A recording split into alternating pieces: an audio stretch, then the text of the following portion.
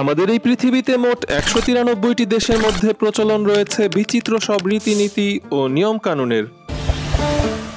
জাতিসংঘের তথ্য অনুযায়ী পৃথিবীর প্রায় প্রতিটি দেশেই মুসলিমরা কম বেশি বসবাস করে।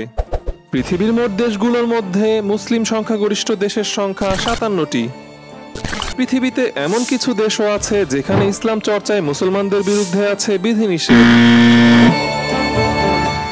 কিছু কিছু দেশে বিধিনিষেধ এতটাই বেশি যেখানে ইসলাম প্রচার করলেই শাস্তি হিসেবে মৃত্যুদণ্ড নিশ্চিত।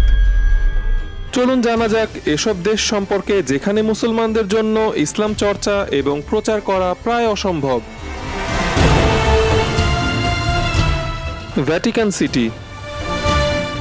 ভ্যাটিকান সিটি বিশ্বের একটি ক্ষুদ্রতম রাষ্ট্র। এটি একটি রোমান ক্যাথলিক দেশ যেখানে শুধুমাত্র খ্রিস্টানরাই বসবাস করতে পারে। এই দেশে মুসলমানদের সংখ্যা একেবারেই শূন্যের কোঠায়।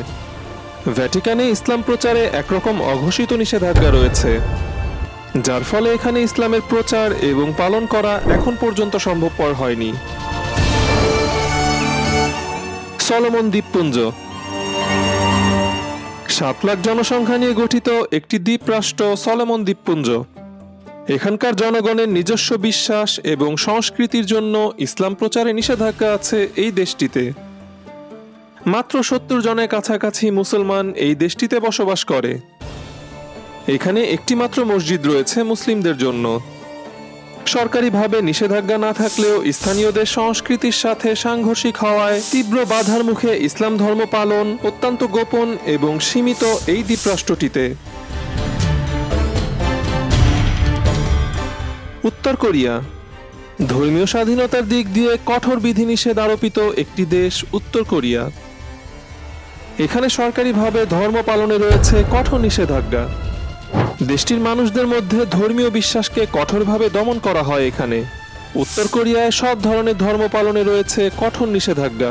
স্বাভাবিকভাবেই উত্তর কোরিয়ায় ইসলাম ধর্ম পালন এবং প্রচার সঙ্গত কারণে সম্পূর্ণরূপে নিষিদ্ধ। তাই এই দেশটিতে নেই কোনো মসজিদ এবং নেই কোনো মুসলিম। যদি এখানে কেউ ইসলাম প্রচার করে তবে নিশ্চিতভাবেই সেই ব্যক্তি সামরিক জান্তার প্রদত্ত মৃত্যুদণ্ড শাস্তিতে দণ্ডিত হবেন। স্লোভাকিয়া। ইউরোপের একমাত্র দেশ স্লোভাকিয়া যেখানে একটিও মসজিদ নেই। এটি একটি খ্রিস্টান প্রধান দেশ। খুবই অল্প পরিসরে এখানে ইসলাম চর্চার অনুমোদন রয়েছে। ব্যাপক পরিসরে ইসলাম চর্চা এখানে অসম্ভব। ভারত। সাম্প্রতিক বছরগুলোতে ভারত মুসলিমদের জন্য অত্যন্ত দুশ্চিন্তার কারণ হয়ে দাঁড়িয়েছে। ভারতের কট্টর হিন্দুত্ববাদী সংগঠন আরএসএস এবং আরএসএস এর রাজনৈতিক অঙ্গ সংগঠন বিজেপি এর মূল এজেন্ডা হচ্ছে মুসলিম নিধন। গুজরাটের কসাইখ্যাত ভারতের প্রধানমন্ত্রী নরেন্দ্র মোদীর নেতৃত্বে বিগত বছরগুলোতে বাবরি মসজিদ সহ একের পর এক মুসলিমদের ঐতিহাসিক মসজিদ এবং স্থাপনা ভেঙে প্রতিষ্ঠা করা হয়েছে মন্দির।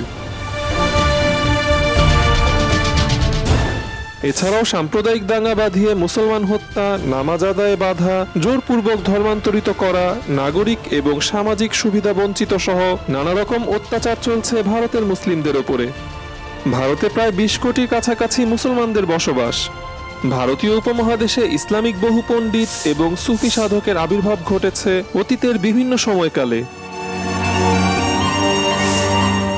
মুসলমানদের ইতিহাস এবং ঐতিহ্যে সমৃদ্ধ একটি জনপদ ভারত। কিন্তু কট্টর হিন্দুত্ববাদের করাল গ্রাসে মুসলমানদের প্রদীপবাতি অনেকটাই নিভু নিভু করছে দেশটিতে। ধর্মীয় স্বাধীনতা পৃথিবীর প্রতিটি মানুষের মৌলিক অধিকার। নিজ নিজ ধর্ম এবং বিশ্বাস পালনে কোনো প্রতিবন্ধকতাই কাম্য নয়। পৃথিবী হোক শান্তি এবং সম্প্রীতির। ভিডিওটি ভালো লেগে থাকলে চ্যানেলটিকে সাবস্ক্রাইব করতে ভুলবেন না।